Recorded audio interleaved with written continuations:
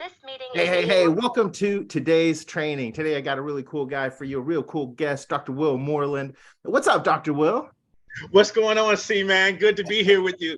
Thank you, man. So I actually just met Dr. Moreland, Dr. Will Moreland, what, like a week ago or something at a little seminar that we went to with Steve Cypress. I met a bunch of really cool people there, and Steve talked about him in a really good way. So I was like, I got to get connected with this guy. He's written a bunch of books. He's done a bunch of cool stuff. He shared just a tidbit about his life story, and I was like, this guy is someone I definitely need to interview. So I really appreciate you coming on here, man. And yeah, thank you again, dude. Thank you again. Man, thank you for reaching out to have me on, man. I've been really excited about connecting with you. You know, Steve puts a lot of good people together. So I loved your energy, man, and was looking forward to connecting with you, man. So, heck yeah. So let's start with, for the folks who don't know who you are, and also so we can all get to know you better. Tell us a little bit about who you are, what your beginnings were, and then how you got into whatever you're doing now, and we'll go into that too. Yeah. So like I always like to say nowadays, since I'm getting a lot older, man, I just turned 47 on the 22nd of this Look month. like you're like 32. Wild. So now that I'm getting older, my story is getting longer. So I'll try to make it real short. But I grew up in Compton, California. So if any of your listeners are familiar with Compton, you know, when I grew up in Compton, Compton was said to be the worst city in America. So if you can imagine, 50 states and look at all the cities inside of America, they pinpointed my little neighborhood as the worst city in America. And it was kind of funny growing up because on the inside of my house, I was raised by my grandmother. And inside the house, I got everything any kid would want: love, standards, just how to be a good, genuine person. But when you would step outside of those doors, we were surrounded by gangs, we were surrounded by drugs, and there was a lot of bad stuff going on. So I like to always tell people it was the best of times and the worst of times, right? A tale of two cities. And so I grew up in this environment that was very, very polarizing. And I know you talk to your audience a lot about exposure and being exposed to different things in life, because whatever you're exposed to, that's what you're going to reach for. That's what you're going to go after. And so what I saw was gangs, and I saw the drugs. And so that's what I went after. And so I ended up being on the wrong side of the law, ended up being arrested several different times, ended up selling drugs, and just headed in a bad direction. And thankfully, I got arrested. And now most people, when you get arrested, it may not seem like that's a great thing. But for me, it was a great thing, because this time, the last time I got arrested, I'm in front of a judge, and he says, listen here, you just turned 18. If I send you to jail right now, this record is going to be with you for the rest of your life.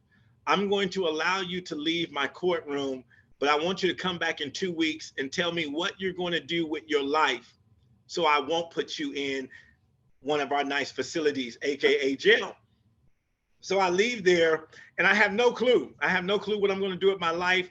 I really was like, you know what? Let me party these last 2 weeks, because I'm getting ready to go to jail. So let me just party my last 2 weeks, And thankfully, once again, 2 days before I was supposed to go to court, I'm hanging out in the mall, and a guy by the name of Corey Oliver comes up to me, and he says, hey, you ever thought about going to the Army?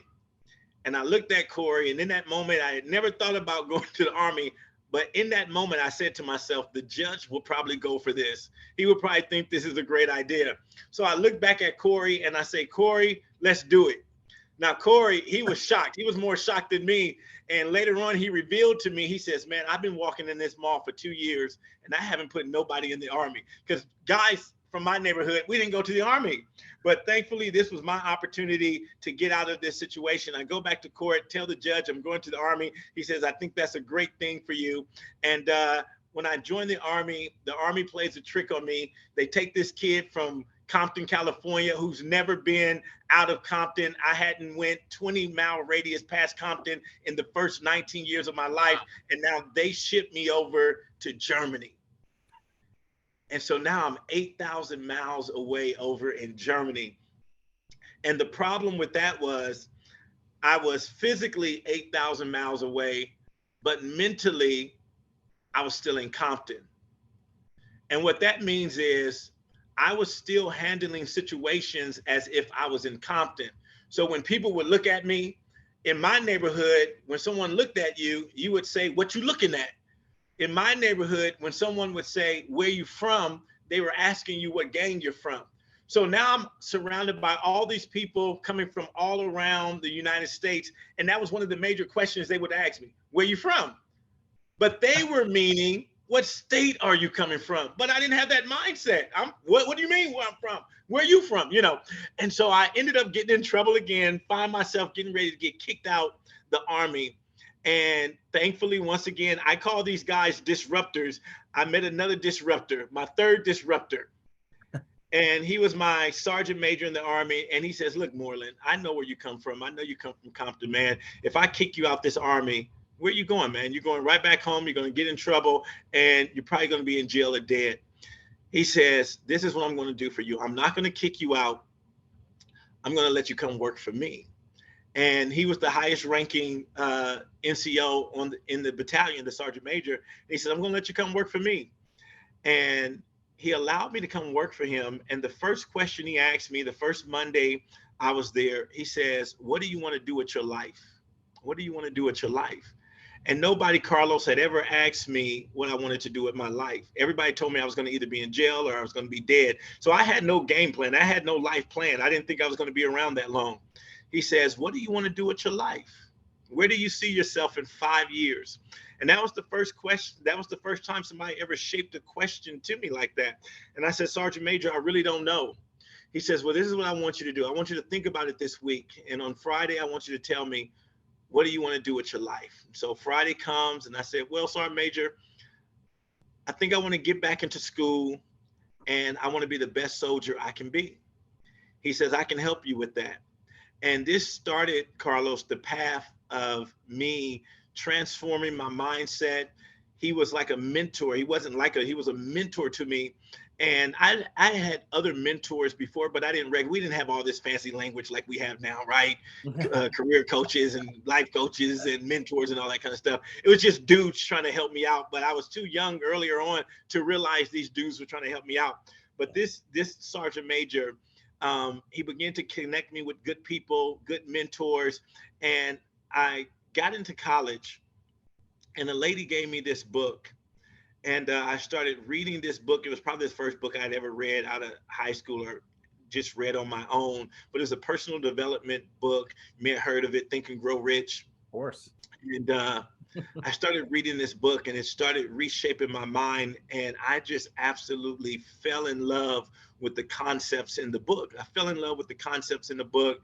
I wanted to tell everybody, like, you got to read this book. Oh my God, you're not stuck anymore. If you just build your mindset and get a burning desire, you can accomplish anything you want in life. And I was enamored. I was enamored at what it was doing for me, and how it was changing my perspective. And to make a long story short, that started my journey.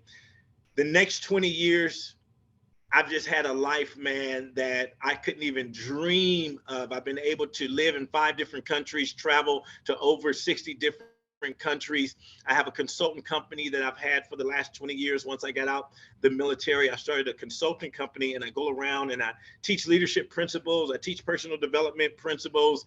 I train speakers now. We have an academy. So I've been able to do some real neat things, man, in life, things that I never thought, never imagined I'd be able to do. And now it's led me here where I get to talk to the amazing Carlos, man. And so I'm winning 100 pounds of life, man. I'm winning, man. Man, it is. That's really inspiring, and it's really cool to hear about the.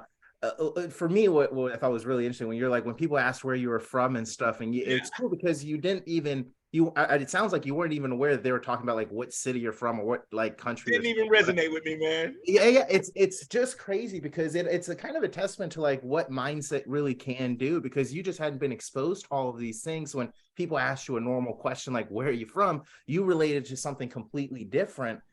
And so I can see why Think and Grow Rich probably changed your life and just changed your mindset. I'm curious. So when you were in the military, how long were you in the Army for? 8 years. 8 years. Okay, that's a good Yeah, chunk of time. So, yeah. so after you left the military, what was next? You talked about starting a consulting company. Was that like immediately afterwards that you did that? So I was in the military. I'm now absorbing all of this information. I'm reading The Magic of Thinking Big. I'm reading, just listening to Zig Ziglar, listening to Jim Rome, listening to Les Brown, Tony Robbins. So now I'm just this information personal development junkie. So now I know this is what I want to do. I want to share these principles with other people around the world. I didn't know exactly how I was going to do this, didn't know about the world of coaching, didn't know about the world of public speaking or anything like that. Podcast wasn't going on or anything like that. I just knew this is what I wanted to do. So I get ready. It's time for me to either re-enlist in the military or get out. Now, when you do 8 years, at 20 years, you can retire in the military. So when you do 8 to 10 years, everybody says, man, you're on the home stretch. You might as well go ahead and do another 10, go ahead and get this retirement and, go ahead and live life. But for me, I just had this burning desire, what Napoleon Hill talked about. Like, I can't do this anymore. I didn't hate the military anymore. I just realized I had a passion for something different, didn't know how it was going to manifest. So I literally, Carlos, take out a piece of paper. I say, okay, I've been in 8 years. This is my rank. I need 12 more years to retire. I said, if I max out my rank and, get this particular rank, this is how much money I will get. Then I said, okay, if I retire at 40 years old, I have about another 40 into retirement. This is how much they're going to pay me into retirement. I got that number. I'll never forget. That number was $2.7 million. $2.7 million. That would have been the rest of the salary I would have made in the Army and the rest of my retirement if I lived till I was 80 years old. Wow. $2.7 million. But I said that would take me the 12 that I have to do plus 40, that's 52 years. Will, do you believe you can earn $2.7 million in less than 50 years? Because that's the only way you win this game. If you don't, you should have just retired and finished up with the military. But do you think you have the capability, the capacity to build something, whatever that is, that could earn in less time $2.7 million? And so, Carlos, I bet on myself. I got out the military. I went initially and I worked for a bank, started working for this bank, learned so much working for this bank, all these things about finances, all these things about interest rates and all this type of stuff, got real smart about credit. Then I worked another year for the Department of Defense in their immigration department, learned so much about countries, learned so much about the United States, why so many people were coming to the United States, for the opportunity that was in the United States. And then after that, I launched a consultant company right there in Germany where I was living, stayed in Germany for a total of 15 years. Yeah, lived You in speak Germany for a German? total of, sprechen Sie Deutsch? Ja, Oh ja, my ja, gosh. ja, ja, ja. Wie geht's? Alles klar? From a guy that didn't know what it meant when someone asked where you're from to now you're speaking German. Yeah, I didn't mean to it's cut you off, but that's no, just no, amazing. Carlos, man, I pinch myself every day, man. Wow. I told people, it's fascinating when you open up the mind, what the mind is capable of, man. And that's why I'm such a big proponent of this. I don't know how old you are, but there used to be a 36. commercial. How old are you? 36. Okay, so I don't know if you remember this commercial, but there used to be a commercial for the hair care product, right? And the guy would come on and he would say, I'm not only the president of the hair care product, I'm also a client, right? And that's what I tell all my clients when it comes to transforming your life. I'm just not speaking this stuff, man. I lived it. I literally lived it. And that's why I'm such a big proponent that anybody can transform their life. We talk a lot about a wealth gap, right? And I tell people it's not a wealth gap. There's an information gap. There's not a wealth gap. There's an information gap. And if you get the right information, it begins to close the gap. And the more information I got, I used to think I was on the outside of wealth, on the outside of money, because that was the programming I was getting. But then I started getting information. And the more I started getting this information, number one, reading this book. Will, you're responsible for all your actions. You're responsible for all your responses in life. You may not be responsible for what happened, but you are responsible for how you respond to it. And so that began to empower me. That began to, wait a minute, I don't have to wait for anybody to vote for me. I don't have to wait for anybody to sanction me. I can do this. Like literally, I can do whatever I want in life. And when I begin to think like that, it was a total game changer. And so for the last 20 years, man, I've been running this consulting company, traveled all around the world, man, and met all different types of fantastic and amazing people. And that's what I wake up every morning and do, man. And I just love it. So I'm getting a lot from this. And one of the things that I'm getting is like, I don't know, have you always been this like, I hate using the word sponge, but it sounds like you learned a lot in every single position you're in or every single like stage you're in, whereas some people kind of go through the motions and live life and they don't really get a lot of lessons. When you're talking, you're like, I learned a bunch of stuff in the army, then I went and worked for a bank and I learned about interest rates. It's like you're a tool. You're just like a never-ending tool that's just getting smarter and smarter and smarter. You know, have you always been like this? When I started looking back at my life and started asking people that knew me when I was younger, they always said, man, you've always been inquisitive. I was talking to my Sunday school teacher and she was like, no one liked when you were in the class because you would always ask these challenging questions. And I was always that kid, I guess, that was like, I don't care if it's true or not. It just doesn't make sense to me. Help me make sense of it, right? And she was like, I love when you were in my class because you would always ask these challenging biblical questions. Nobody else liked teaching you. They would call you a disruptor, right? But yeah, man, for me, I started looking back over my life and I began to see these patterns. Whatever I get into, and that's why I'm careful today, because whatever I get into, man, I just get consumed with it. Whether it's good, bad, negative, or whatever, I get consumed. So I got to make sure that whatever I do is positive because I want to be the best at whatever. So even when I was gangbanging, like I saw this recipe. Whenever you want to do good, find people who are doing better than you at what you want to do. So even when I was in a gang, I said, okay, we would call them OGs. Let me hang out with the OGs. They're doing this at the highest level. What does it take to be an OG? Like that was my aspiration. When I got to selling drugs, I said, okay, who's doing this? I didn't want to be the little runner. No, I don't want to be out here running. Who's moving real weight? I want to learn who's moving real weight. Let me go learn from them. When I got into the military, I was like, okay, the privates are doing all the details. Y'all got to go sweep. All the NCOs and all the leaders, they're over in the coffee room. How do I become that? So let me start hanging out with the leaders. When I became a entrepreneur and a business owner, I said, man, who's doing this at the highest level? Let me go hang with them. And so that's how we met. We're in this Steve Cypress cycle because we want to hang out with high value people that are doing it at high levels. And so all my life, anytime I want to do anything, man, I go find the Carloses who are doing copywriting. Let me go. I'm not going to try to figure this thing out. He's already doing it at a high level. Let me just be a sponge. So yeah, man, every since I can remember, man, that's just how I've been. I want to take the shortcuts in life.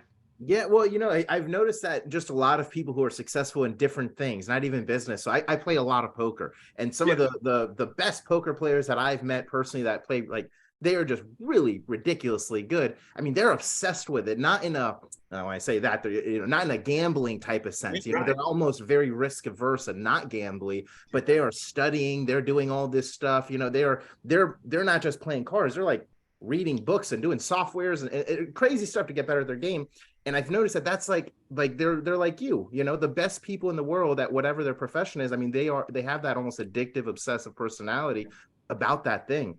When you transitioned, you started doing your consulting business. A lot of the people who are on here are business owners, entrepreneurs, marketers, etc. And I know one of the questions they're going to want me to ask you is like, what were some of the first things you did when you started your business to get clients? Because that's always a tough thing when people start. And I'm curious to see what was it that you did to get these clients? Yeah, man. So totally like most entrepreneurs and everybody else, didn't know nothing of running a business, right? I knew I had a passion. I knew I had this service I wanted to provide, but didn't know how to go out and attract people, and definitely didn't have all the tools that we have now. Definitely didn't know anything about writing copy to attract customers or anything like that, right? So when I first started, man, I fumbled around. I sat around in the house and hoped and wished that clients would figure out how awesome I was and come hire me, and that didn't work. And my wife started looking at me and like, okay, you need to go get a real job because this is not working out. And so I would say initially I started networking. I would get out and go to networking events, meet different people. And then I had to hone into, okay, who really is my client? So I want to talk at this company. I want to train this company, but who really is my client? Who do I need to convince to cut the check? And so I had to find out, oh, okay, in this situation, oh, it's not really the CEO or the president.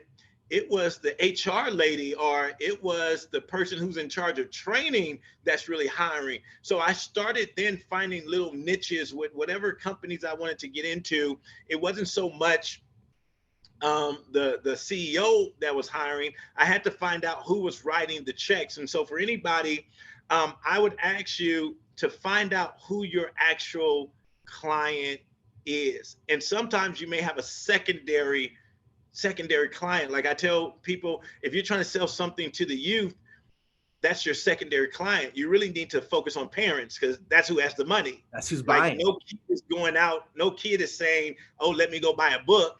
But the parent will say, this is a good book for my kid to read. So you got to really hone in on who really is your true client. We think on the surface, this may be our client, but I had to find out who really was going to cut the check, who was going to say, yes, I want Will to come and speak. And once I started finding out those avenues and going after those people, it's going to seem weird to a lot of people because I would go to networking events and everybody was trying to talk to the CEO or whoever. I'm looking, who's your HR? Who's your training person? And I would go build relationships with them. And so building relationships with the right individuals in your whatever niche you're in, figure out who are the right relationships. So smart, so smart, so true, man. A lot of people don't think that. They go, whether it's I like that you brought networking events up because I feel like that's very hard for some reason for a lot of people. It was hard for me, especially when I was first starting out too, because I'm like, oh God, I got to go talk to people now and like hawk my services. And it was just so intimidating, but I was also able to get clients from that. And I realized, just like what you're saying, it was all about relationships and kind of creating the right relationships with the right people. So I wasn't trying to extract money out of them. Like when I first started, I was trying to extract as much money out of them in the first 10 seconds of knowing because I needed money, and realize that's not how it works. You got to get that relationship, then the money can come afterwards with them. Who are the types of clients that you help now that might be, because we have, like I said, we have a lot of entrepreneurs, business owners, etc., that are listening to this, and maybe some of them might be a good fit to work with you. So who are the types of people that you help? So two types. So I have, I work with speakers, but I also am a consultant. So on the consultant side of it, we work with cities, we work with organizations, we work with Fortune 500 companies. We work with sports teams, anybody that wants to build leadership teams out, anybody that wants to work on scaling their company and infusing a particular type of culture inside of their business. That's what we help them with on that side. If you're an entrepreneur, you have a product, you have a service, and you want to get that message out to the masses, you want to build your brand, build your business, build your bank account, then we help on that side as well, where I do coaching on that side, teach you how to form your message and form what I call your business story. So now most people, like you said, in networking or even doing what you're doing, a podcast or doing things on Facebook, I don't know what to say. Well, that's where your business story comes in. And so it doesn't seem like you're always salesy, right? You want to always be serving people and always helping them out. And so how do I sell by serving. So when I come up on Facebook, I'm on Instagram, it's not always buy from me, buy from me, buy from me. It's just giving them information, giving them information. And what you're doing is building credibility that goes back to what you said earlier, Carlos. And I know this for those of you, you're just building your business. You're at a moment of desperation. I know that you want to close the sale, but this is the perfect picture I can paint. Just imagine you go to the club, you meet that girl or you meet that guy, and the first thing you say to them, hey, my name is Will, I'm fantastic, come back home with me. Right? Probably won't work. Probably not going to work. And that's the same way about sales. You could have a great product, you could have a great service, but they weren't prepared to buy from you in that moment. They don't even know you. And so it's not even about how good you are, how bad you are, or anything like that. It's really about developing a relationship. And so, you have to have in your mind, man, this is a long term. And so back in the old school, when we were like, what's your number? Let me call you. Let's chat on the phone a couple of times. Let's then see if we can go out on a date. It's still that same process. It's a little bit different now. We say 7 touches with an email, 5 touches with video, but you still people the principle is not going to change. People buy and work with people they know, like, and trust, and that has to be built over time. And so for anybody that's listening to us, I know you want to be the sleazy guy in the club. That's why it's not working for you. It's not going to work when you just go up to people and say, I have this awesome service, buy from me. Build relationships. And I try to tell so many entrepreneurs, listen, there's nothing wrong to what I call a bridge job, a crossover job. If you need to go get a job to keep the lights on, to keep food in your house, that was one of the biggest mistakes, because we think as entrepreneurs, everything's going to be a home run. Everything is going to work. Listen, hun, I'm telling you, I'm going to get this meeting.